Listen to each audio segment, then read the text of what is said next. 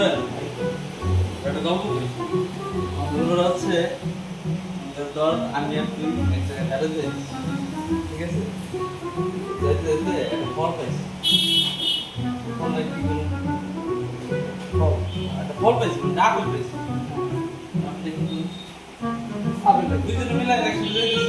apple পাইছে ফল দিতে পাইছি তাহলে জিনিসটা খাওয়ার আবার মনে করি একটু আন্দাজ থেকে গেছি যাওয়ার পর একটা ঝর্ণা পাইছি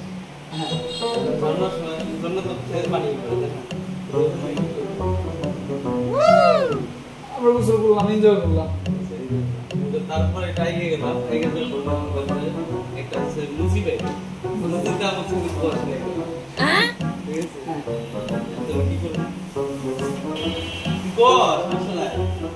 দিলে গোশ কি করলো না লুচির কাছে গোশ সেলাই করে দেবে না তোর সেলাই করে না আমার সেলাই করে দেখো না এটা করো সেলাই করে দিলে আমরা তো শেয়ার করব ঠিক আছে তাহলে আমাদের সেলাই করে ইয়েস আমাদের সেলাই করে এবার আর খাইয়ে গেল দর করে তো রাক্ষসের কাছে গোয়া